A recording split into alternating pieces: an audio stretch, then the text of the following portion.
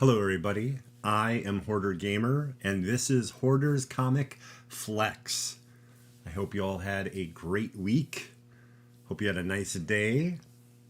Now we're going to talk comic books, we're going to talk toys, and then we're going to look at the future of comics actually, all the way to 1 week from today.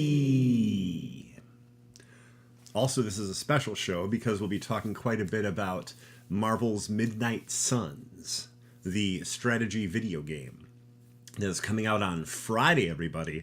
A lot of people don't seem to realize that. It comes out Friday. There's some people very much surprised and or shocked by that. They somehow thought that it's coming out next year.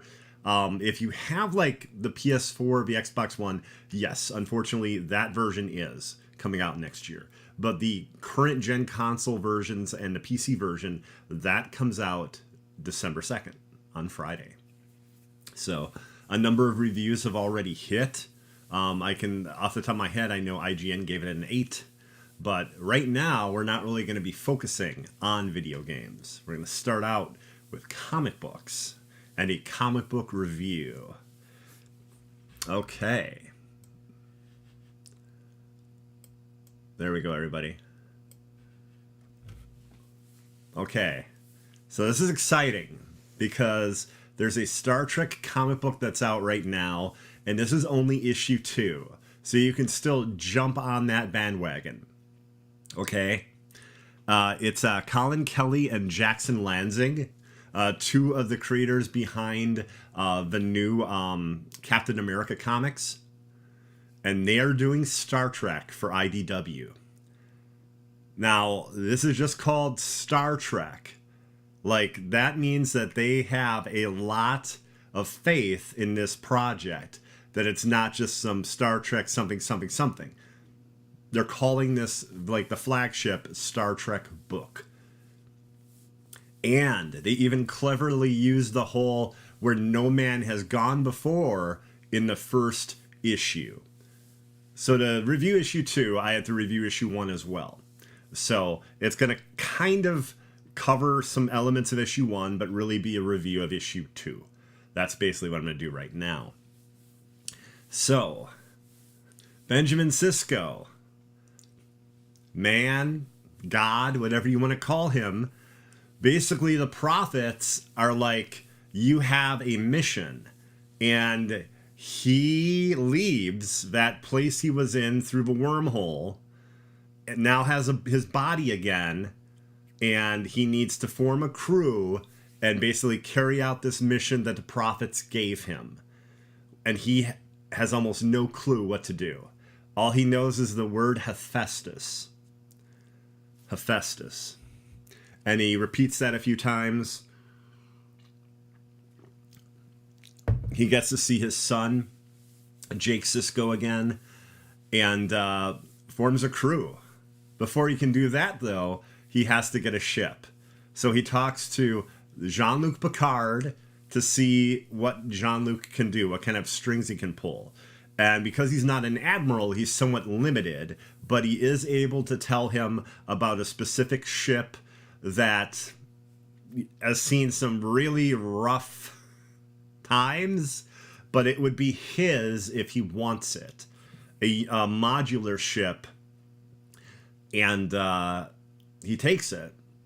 The crew in this comic book. Okay. First off, to get that ship, he has to agree to one rule that Picard gives him. That his first officer has to be Data. So as you can see in this cover for issue 2, Data is part of this crew.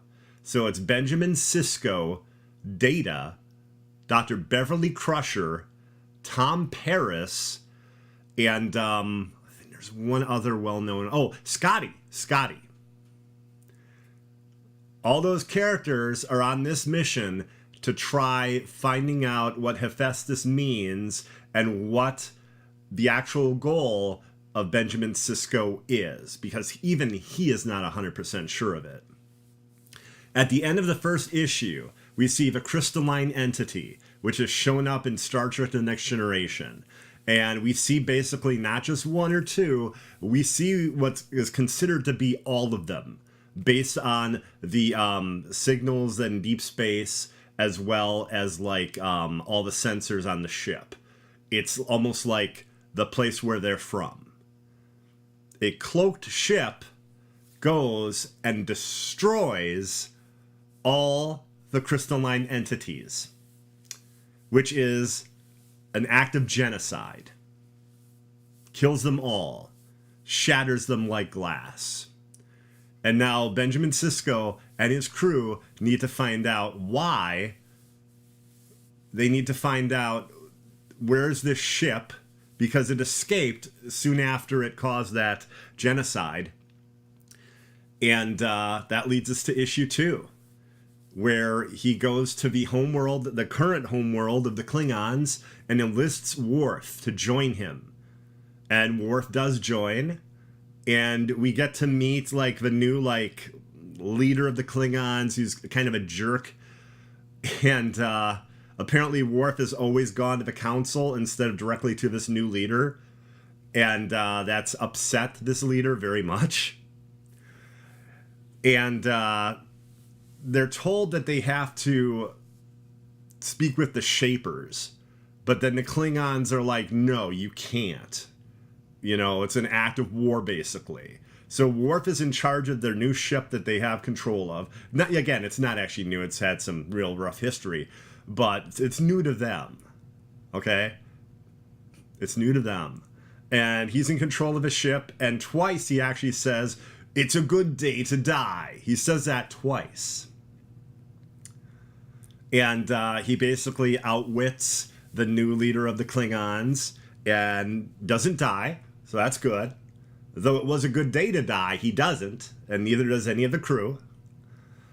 And Benjamin Sisko and Data, they actually go to the Shapers and ask them about this ship that they built, this super powerful, insane ship that killed the crystalline entities. And at first, they're not going to help, and they actually almost attack, basically, in this weird way. But then they finally are able to communicate with one of the members of Sisko's crew, and then they give them the one clue, a weapon, a broken weapon. And off we go, and what we can tell you right now at issue 2, everybody, first off, let me show you the cover I got. They unfortunately did not have the Data cover. I did want that one, but here we have Benjamin Sisko and Worf. So that's pretty cool, don't get me wrong. That's a neat cover. But what's really neat is at the end, after they show this weapon, it says, "Next, so long and thanks for all the Q."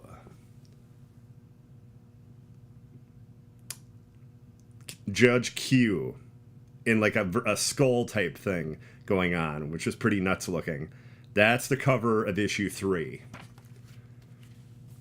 Okay. This book is awesome. If you are a Star Trek fan, this might be the Star Trek comic book you've been waiting for. This doubles as a sequel to Deep Space Nine, basically, because it follows Benjamin Sisko, and it's already had Kira and Jake Sisko. They were in issue 1. So it's like the best of Next Generation and Deep Space Nine. And then also characters from Voyager, and I believe one of the crew members from Enterprise. So yeah, this is really good. The artwork is good. I will say that the way they draw Benjamin Sisko without a lot of detail makes him sometimes in some panels not look a lot like Avery Brooks, the actor that plays him in the show. And in some panels, he looks great. Like, he looks amazing on this cover, but this is like, you know, like a painted cover, I think.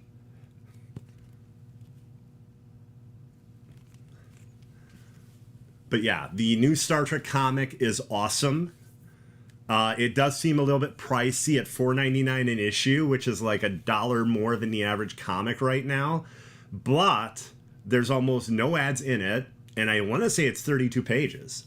I don't think it's 20 pages. I think it's like 32 or something more than 20 for sure. It takes a longer amount of time to read these than it does most other issues of comic. So I think you're paying for a larger book, basically. It's very good. It's very good. And I'm someone that, like, it's hard for me to fall in love with, like, a continuation comic book of something I love, like Star Trek or Star Wars. And I'll be fully honest, I'm a bigger fan of Star Wars as a franchise, but I very much like Star Trek. And Deep Space Nine and Next Generation are like my two favorite elements of Star Trek. So this is great. I look forward to finding out who is piloting that ship, why they killed the crystalline entities, again, committing an act of genocide, everybody. A genocide. Starfleet takes that really seriously. So, yeah, this is all going to get really interesting very soon. And with Q showing up in issue 3, I expect all hell to break loose by issue 6. Because once Q shows up, all bets are off. All bets are off. But yeah, I highly recommend it. Again, I read issue 1 and 2. So I guess it's technically kind of a review of both of them. But yeah, it's a very good series, and if you like Star Trek and, you know, you read comic books, you owe it to yourself to check out this new book. Also, I want to say there's at least, like, a second printing now, I think, of the first issue, so you could get that. If you get issue 2, you'll probably be able to piece things together. I don't think you would be completely lost. But yeah, really good book. Okay. And now this comic book here, issue 2, is about to go where many comic books have gone before. Removed from my screen. Okay, now we're going to talk about video games, everybody. Video games. So, first off, if you are a comic book fan, your cup runneth over this week. You got updates from Marvel's Avengers, Gotham Knights, and Marvel Snap. I don't know if I wasn't planning on the pause being that long, but like I was like, you know, I don't know. Should I say Snap or just constantly do that during the entire time I mention it? Anyway, Gotham Knights got Heroic Assault, which is an epic 30-floor dungeon against all the different enemy types we faced, all the different factions, and wait for it, Starro. Thus, you could also say that, you know, he was the Starro of the movie The Suicide Squad.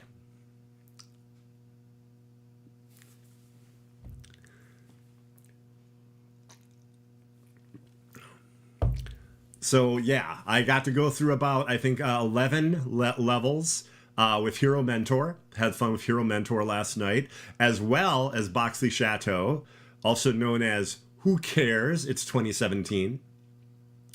And yeah, a lot of fun. A lot of fun. Each floor has different loot. It actually lets you know the possible loot on each floor. It gets more and more difficult as you keep descending. And it's different enemy types on each floor. And there's even like objectives. Like there's this thing where you have this laser cannon that you have to move through the level. Kind of similar to Overwatch.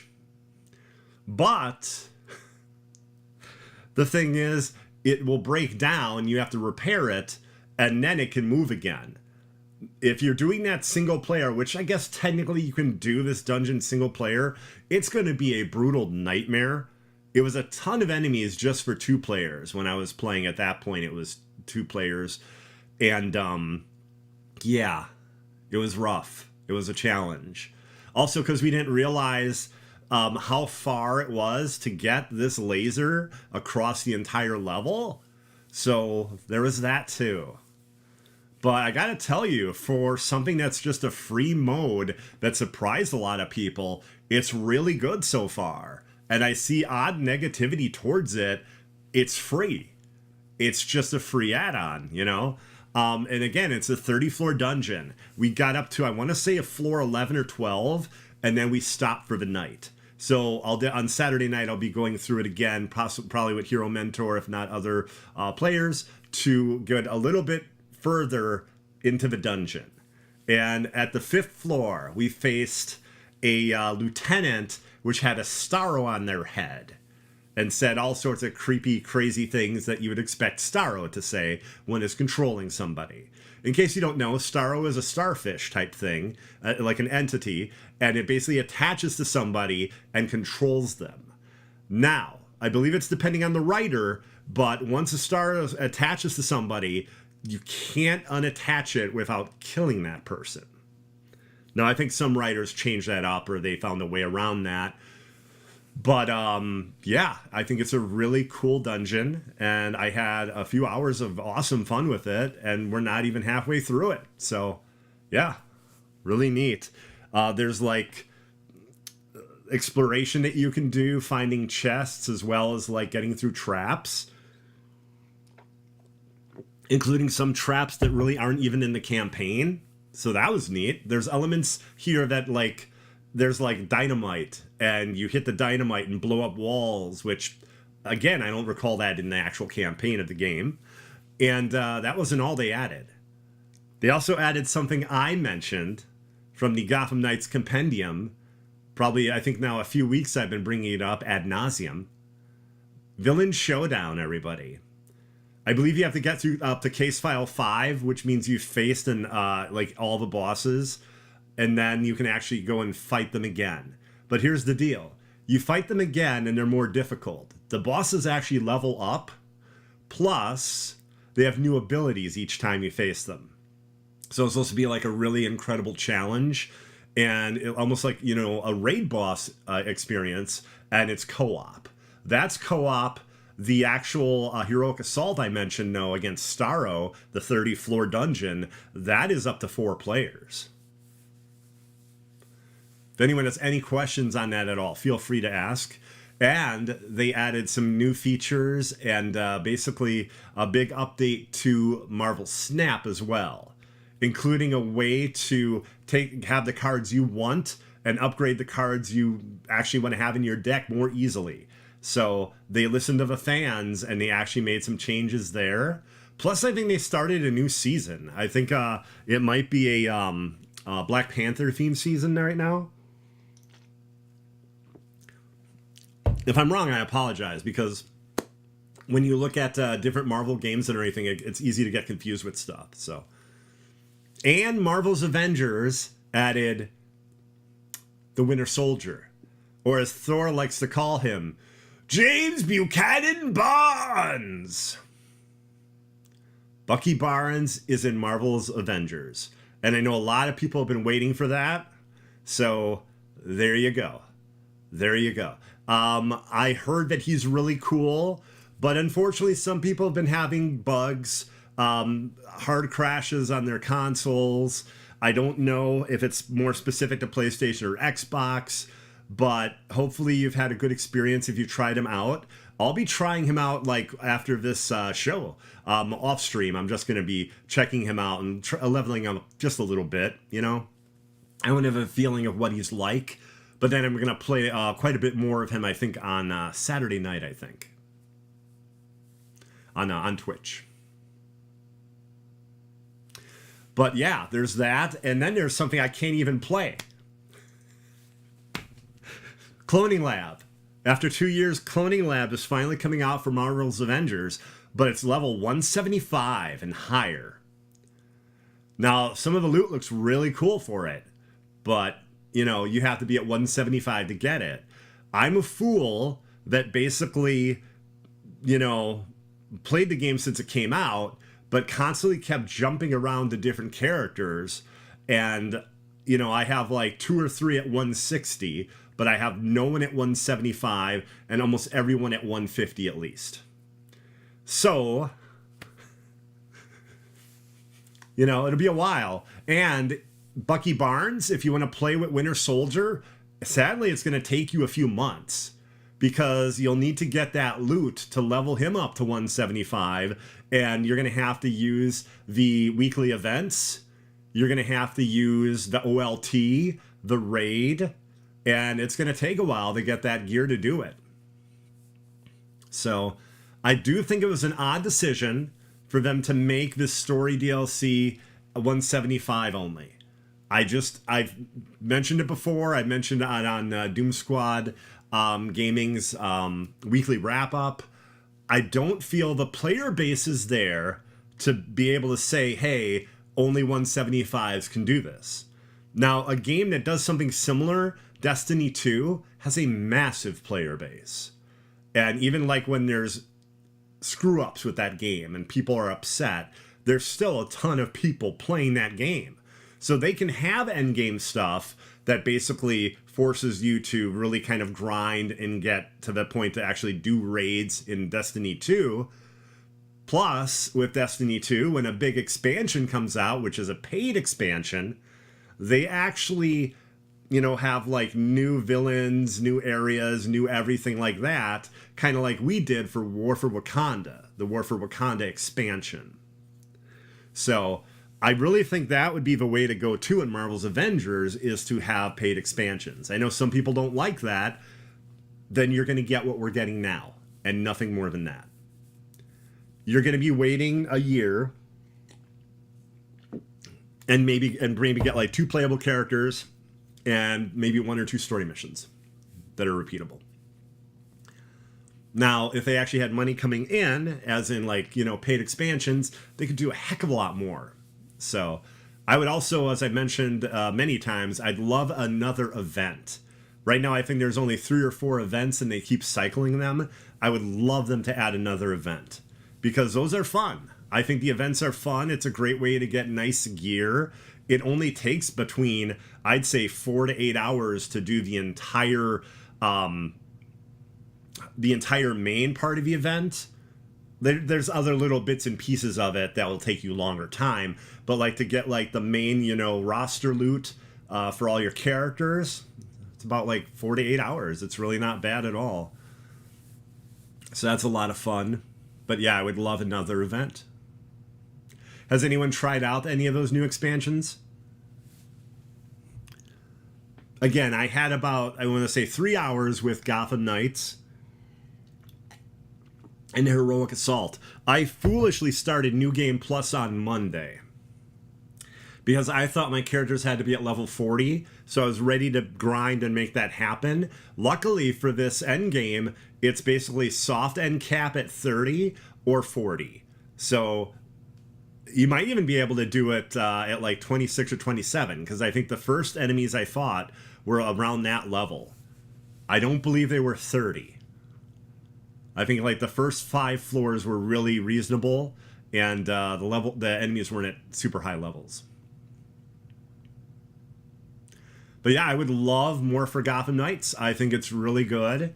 And I would be fascinated if, like, through the holidays, it sold really, really well.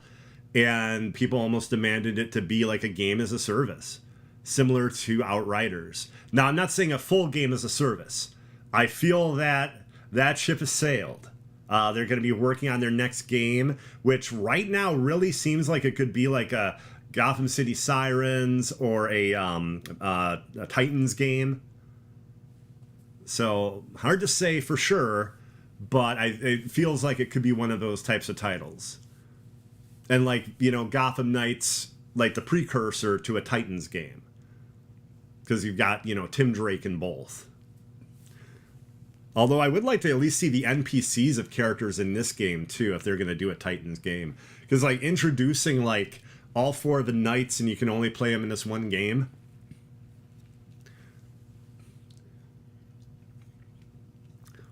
But man, what an undertaking that would be to do a Titans game, right? Beast Boy, okay? Raven, Cyborg, okay? Those are all very, very different characters to play with. And I always screw up the name. I apologize, Star Sapphire, but I know I have that name wrong, and I'm sorry.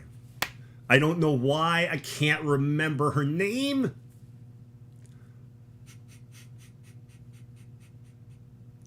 But, you know, that's what it is. Yeah, I'm looking forward to checking out the Bucky, though. Like I said, I'll be doing that real soon. Also, big gaming news. Next week, let's see. Is it the 8th of December? I believe it's the 8th of December. What was that? Next Thursday, right? I think it's next Thursday. The Game Awards, everybody. If you'll remember last year, comic book fans, we got the Wonder Woman game announced. Plus, we had this really awesome Suicide Squad Kills the Justice League trailer with actual gameplay. And Deborah Wilson was there as Amanda Waller in person. And I was actually really lucky. Last year, I actually got to attend the Game Awards in person. So that was really wild to actually see her on stage as Amanda Waller. And it was amazing, too, is she had this whole, like a cold, almost reptile demeanor playing the character. Like, she has her own take on Amanda Waller, and it was intense. It was really cool. So maybe we'll actually get to see some gameplay of the new Wonder Woman game. Maybe we'll be able to see some gameplay of Spider-Man 2, you know? There's a lot of exciting possibilities that could happen next week. As I mentioned before, we're basically guaranteed pre-orders for Diablo 4, as well as some information about, like, open beta, which is supposed to supposedly be February of next year. Now, I believe it's Last Epoch. They just announced that that's going to have a beta in February of next year as well. So, it's going to be interesting. It's going to be really interesting. Although we don't know if Last Epoch is going to be coming to PC yet. So, I'm sorry, to console. It's on PC. We don't know if it's coming to console yet, though. I wouldn't be surprised. I wouldn't be surprised if they wanted to compete with Path of Exile and Diablo 4. I've heard really good things about Last Epoch. I've heard it's really good. But yeah, the Game Awards should be really exciting. A really good chance Kojima will actually announce his new game. And either that's going to be a sequel to Death Stranding, or this bizarre horror game experience, which will be somewhat cinematic, that might be Xbox exclusive. I don't know. There's so many rumors, it's hard to know what to believe. But I think the Game Awards will be awesome, and I'm looking forward to it. I'm pretty sure some of us at Doom Squad Gaming will definitely be, like, live streaming that. And I think we have to, like, get permission from the Game Awards to do so. So, yeah, I'm interested to see what we're going to do for that yet. I don't think anyone's finalized anything yet, though. But yeah, that should be really cool. I mean, I know we got it last year, but I really want another Suicide Squad Kills the Justice League trailer, this time with an actual release date. I really want that. And I think the player base is different enough, right, where you can have that happen even though Hogwarts Legacy hasn't come out. The reason I'm mentioning Hogwarts Legacy, another WB game. And there used to be this idea, whether true or not, which most of the time seem to be correct based on how they market, that they'll only market like one game at a time. Unless one of those games is Lego. It's a weird thing, but it's honestly what WB Games seems like at times, that they'll only do one at a time. Will ye be there? I will not. I will not be at the Game Awards this year. No, unfortunately. Not this year. Maybe next year. I was like I said, I was there last year, and it was a hoot. It was a hoot and a holler. How you doing, Xbox Live, Mike?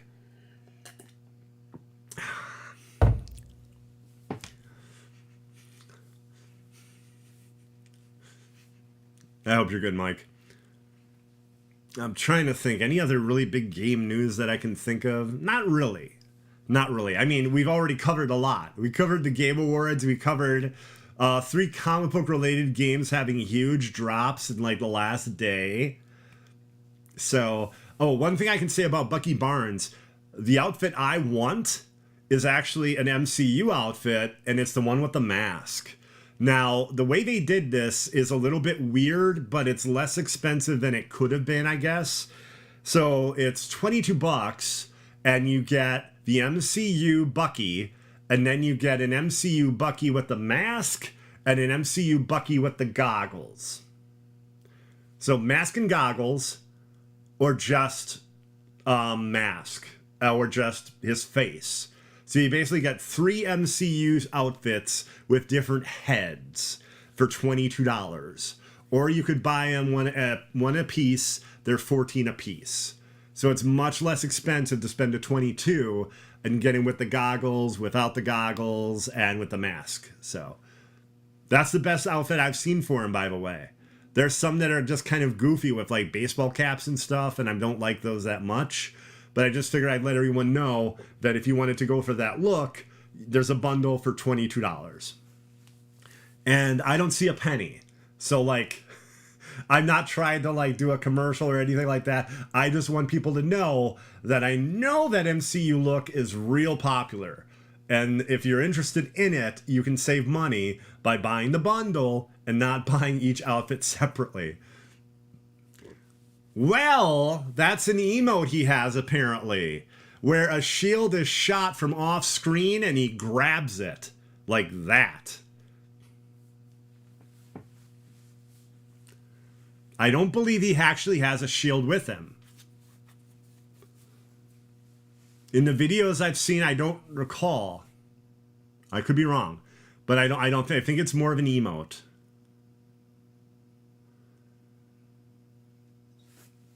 He definitely has weapons though. He has guns. He has an automatic rifle and a freaking grenade launcher. So I'm looking forward to that. I want to actually use Bucky for ranged. Black Panther, T'Challa, that's my melee character, and my range character could end up being Bucky. I don't know. Currently, my range character is either Black Widow or oh my god, what's her name? Kate.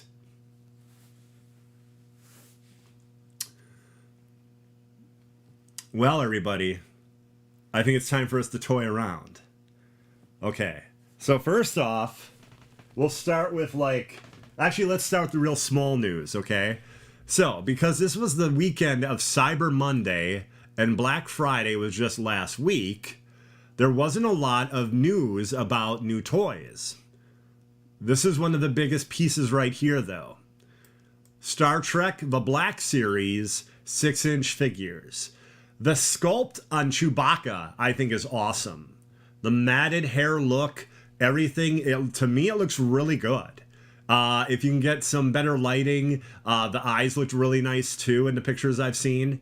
There's Paploo, the Emperor Palpatine, also known as Sheev Palpatine, Stormtrooper, and Bib Fortuna. Okay? So these are all right around $24.99 a piece. Star Wars Black Series 6-inch figures. And pre-orders went live for them today. I believe Entertainment Earth has them. And if you order from Entertainment Earth, use the code Hoarder. That does support me, and I appreciate it. Thank you. But yeah, I think they look cool. Of all of these, the ones I would be most interested in would be Chewbacca and the Emperor.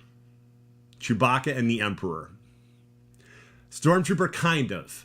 The detail looks like it might be the best looking Black Series 6-inch Stormtrooper, possibly. Hey Kiki, how you doing? That's okay, Kiki. I appreciate you being here. These are not Robot Chicken builds, no. These are Hasbro 6-inch Black Series. So these are larger figures. The other ones are like 3 3/4 inches. But believe it or not, everybody, for like announcements and new toys, that's pretty much it. Again, the week of Cyber Monday, and like, you know, from Black Friday to Cyber Monday, that week of Cyber Monday, there's not much. There's not a lot of info. I even checked a half hour before the show tonight to see if there was anything new that dropped, anything exciting. This is it right here. It's not too shabby, but I mean, it's only really one thing, right?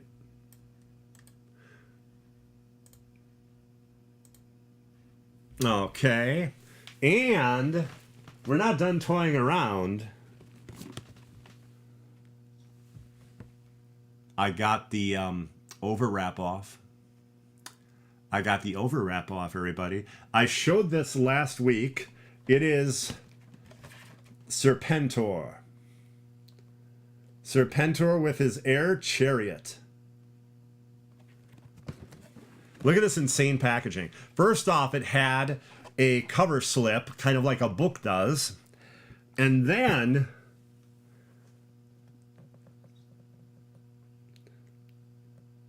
there's a Cobra part that goes on his back.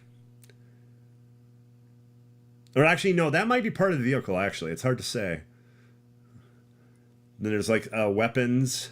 There's the actual figure there. But how crazy is that? What you're seeing is correct.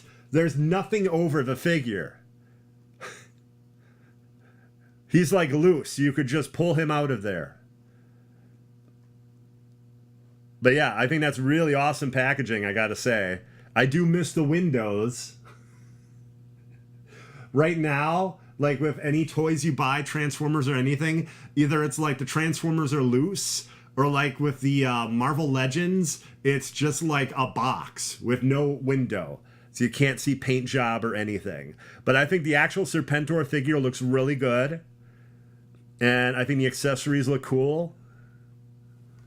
And yeah, it actually had like a slip cover. But there's Serpentor, everybody.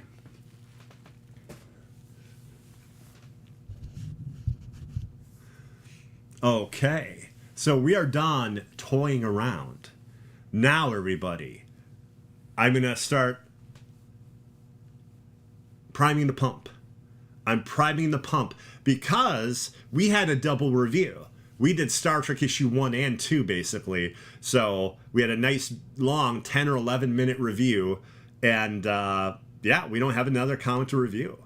That was just what made sense for this week. Because I had to cover issue 1.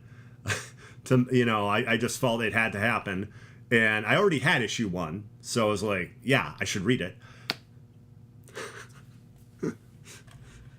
So now we are going to look at the future of comics all the way to... Is this thing on? 1 week from today. Circus of Values. Okay. I had to do that.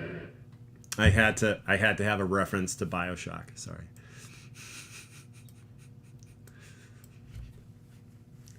Batman and the Joker, the Deadly Duo. The first issue was awesome. Incredibly violent and incredibly dark. Basically, something that looks like the Joker is going around and decapitating people. The actual Joker teams up with Batman to find out what the hell is going on. This is issue 2, where we might start finding out what the hell is going on. So, yeah, this is only issue 2. You can still jump on right away. It's written and the art is also done by Mark Silvestri. If you like the darkness, the story of Jackie Estacado, who's the son of a mob boss with supernatural, scary-ass powers, then I think you'll really enjoy Batman and the Joker, the Deadly Duo. But yeah, a lot of really cool covers. I like this one a lot. It comes out next week.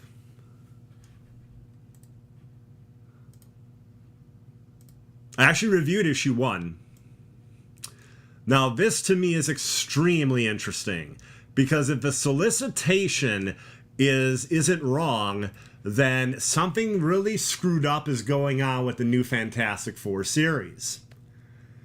Issue 1 was Ben Grimm and his wife ending up in a strange small town which had a crazy supernatural thing going on in it.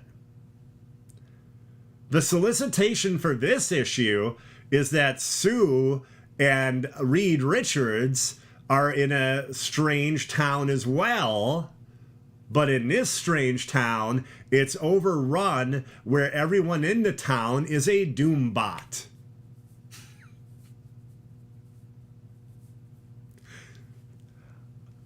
I don't know. I don't know where the book is headed. I'm excited to find out.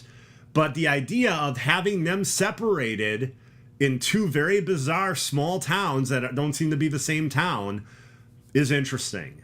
And I want to see where it goes and why the solicitations, except for the Doombot part, were so similar. I believe it's Ryan North is the current writer right now, and this is just issue 2 of Fantastic Four. And speaking of fantastic, look at the insane Alex Ross cover. He did a cover for issue 1, and now he's doing a cover for issue 2. So yeah, this is the cover I'm going to try to get. But yeah, I'm very excited, and it's neat to be at the ground floor of, you know, a new writer taking over the book. Because like I said, this is issue 2. This is meant for us to jump on if we're not currently reading. And when issue 1 happens, that's usually, it's going to be a very approachable book. It's not going to be super confusing and a nightmare to deal with. So, Fantastic Four number 2. Crazy small town overrun by Doombots. And I'm going to send this issue straight to hell with Doom's mother. Okay, next up we have... Things got really dark there, didn't they? They got really dark. Bloodstained Teeth, number 7. A very good vampire comic book about a playboy vampire who went a little bit wacky and decided to turn all these people into vampires without permission of the elder vampires. So, in the first story arc, they're like, go and kill all the people you turned without permission, or we are going to kill you.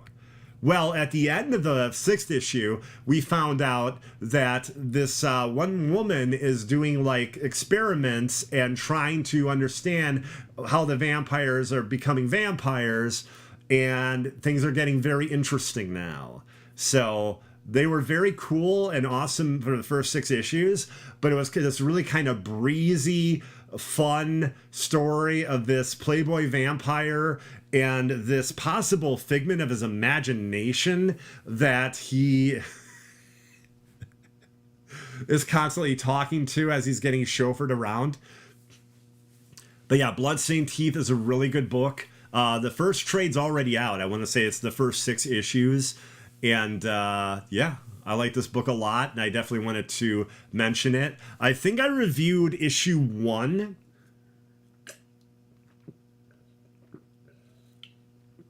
Maybe I'll review issue 7 here. I'm not sure. You know, I mean, it's been like 6 months, so it's been a while. But yeah, Bloodstained Teeth. And another really good vampire comic, if you need to have more than one. Little Monsters. Little Monsters is post-apocalyptic, like a Fallout type world, where you had these kid vampires and they're surviving off what's left of the animals and things like that. Unfortunately, somehow they find a human being. And once one of those kids tastes human blood, the friendship they had, pretty much gone. And you find out there's a group of human beings who survived. And yeah, it's really interesting.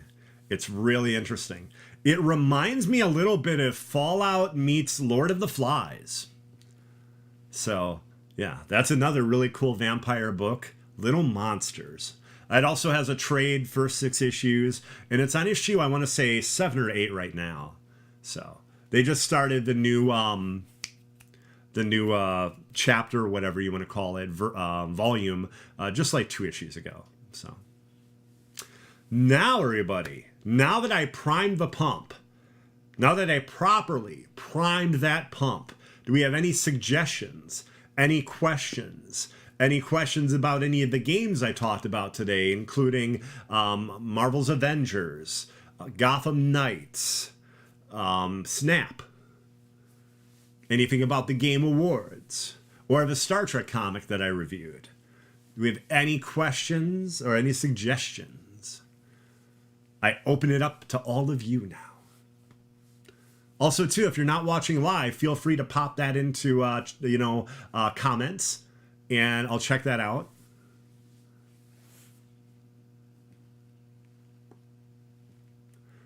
The excitement of doing this show live is that, like, it can go completely off the rails and just be a nightmare. But that's exciting, you know? It's kind of scary, but it's also exciting.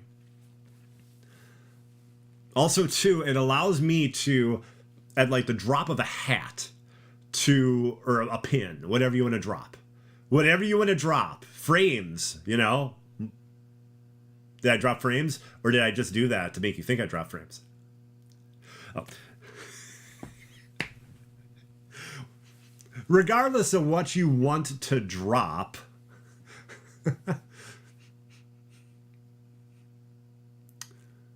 so, okay, I do not see any suggestions, any ideas, any things you want me to look at next week.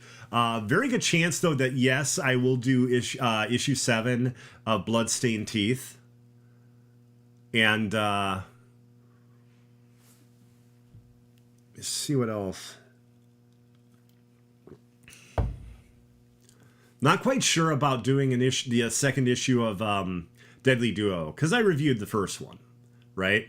I don't want to review every issue of a book, no matter how much I love the book. But yeah, I think Bloodstained Teeth is a real strong contender. Also, Thanos Death Notes, that comes out next week now, so that's a possibility too for Marvel. I talked about it last week, and it was supposed to come out this week, but it got pushed back. It was pushed back in previews, and it was not on the shelf at my shop today, so not sure why that happened, but it did. But yeah, Gotham Knights, right now it went back to regular price. There's a really good sale price around Black Friday. I fully expect to see that pricing, everybody, a week or 2 before Christmas. So keep that in mind if you want to get that game. Also, reviews have been rather solid, I've seen, for Midnight Suns. One thing I can cover really quickly that we didn't get to is the difficulty levels in Midnight Suns. Now, this is important because if you've played any of the other games Firaxis has made, like XCOM 1 or 2, those are brutally difficult. And you can attack and just completely miss. And your characters could be killed if it was XCOM. But that's something they had to think about when they were making Midnight Suns. And to make it a lot more fun and to give you that superhero fantasy, you can't quite act like it's soldiers versus in a very difficult to fight alien presence. Okay, so I have a few of the difficulties right here. So we have Story, Normal, Heroic 1, and Heroic 2. And there's a total of 8 difficulties. But the big deal here is, like, for Story, it's those who want to take in the story of the Midnight Suns operate with impunity in combat. Enemies are 25% weaker, and enemy offense is minus 33%. And then you get infinite revives per mission, and hero combat injuries are disabled. So in the other difficulty levels, heroes can become disabled and not able to be used for a mission. They get hurt, like an arm is broken, a leg is broken, that kind of thing. A skull is cracked, I guess, you know, because they're superheroes fighting, you know, very dangerous monsters and creatures. Mostly supernatural you're fighting, though, in this game. Okay, and then you get no bonus to Hero XP, and you get no mission gloss bonus. gloss is a currency used to purchase skins and things of that nature. Normal difficulty is enemy health is just 0 extra. Enemy offense is 0, so it's just what it normally is. It's normal.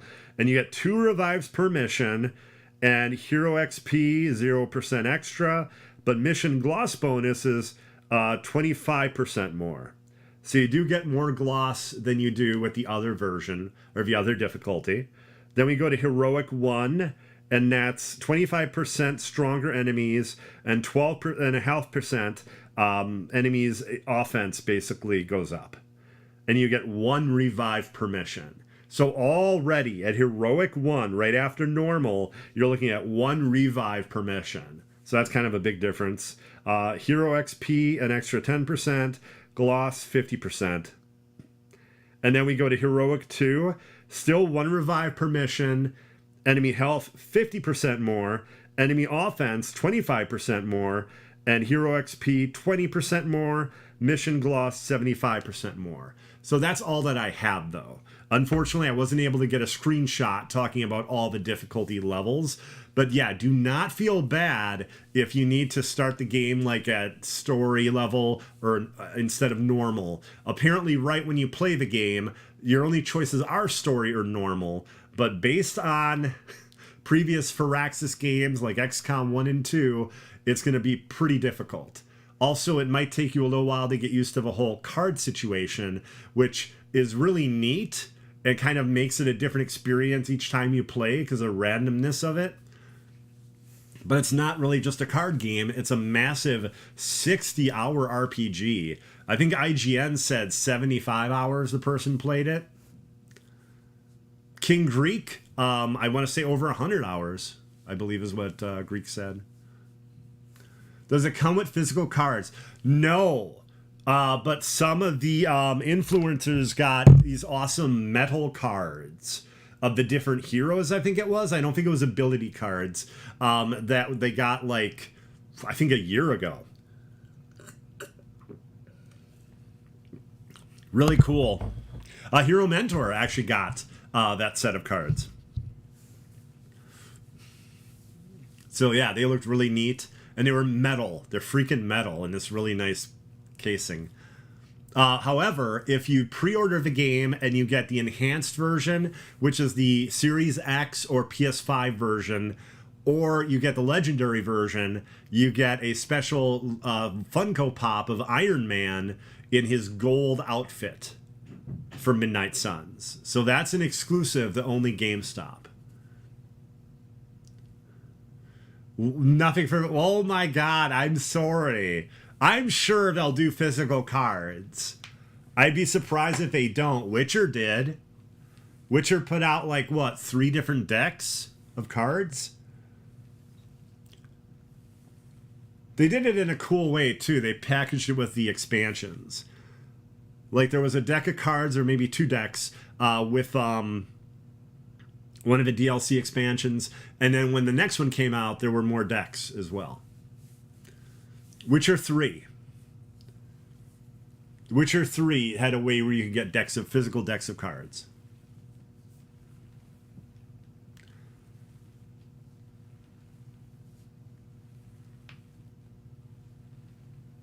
Also, anyone who has ordered it, the She-Hulk Omnibus comes out next week, everybody. It was like 9 months of like pre-order type timing for that book, but like it finally comes out next week. Oh god. Oh my god. Did you just do Witcher? Oh. You're a menace, Michael. You're a menace. Front page, Michael Menace. Okay, everybody, I want to thank you all very much for watching. Little bit of news from me. I will be proudly hosting, the Doom Squad Gaming Block Party on Friday, featuring Midnight Suns. I'll be playing quite a bit of Midnight Suns, and right now I'm trying to get it where a whole mess of us from Doom Squad Gaming will be covering that whole day with Midnight Suns. So hopefully we'll have some more information about that soon. I think that's going to be a lot of fun. I'm looking forward to the game. Looking forward to learning the cards. Looking forward to decide who my team is going to be. Right now, I really want Blade and Wolverine.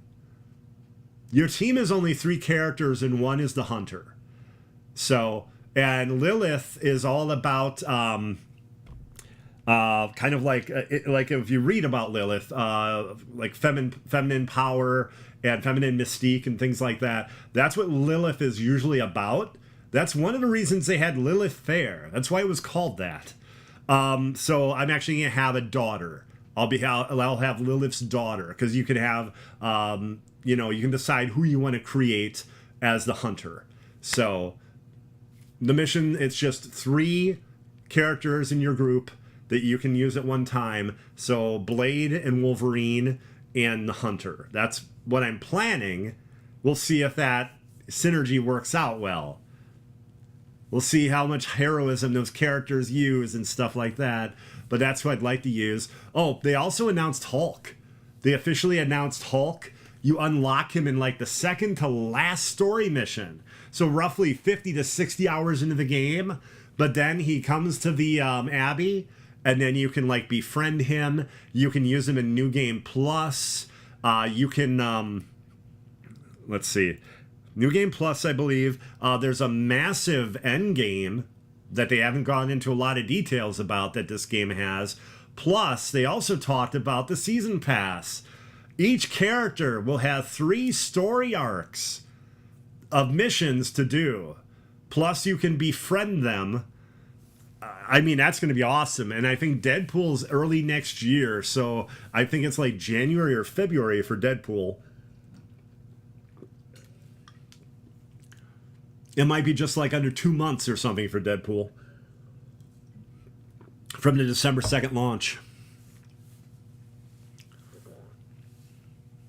And then also, too, if you want to watch me stream, I'm on Twitch right now, twitch.tv/Hoardergamer. I want to thank everyone very much for watching. Kiki, Michael Ortega, everybody that was watching and, didn't chat. That's awesome. I appreciate you being here. Anyone who doesn't watch us live, I appreciate it. Thank you very much. And I'll see you later. Thank you. Bye-bye. See you next week.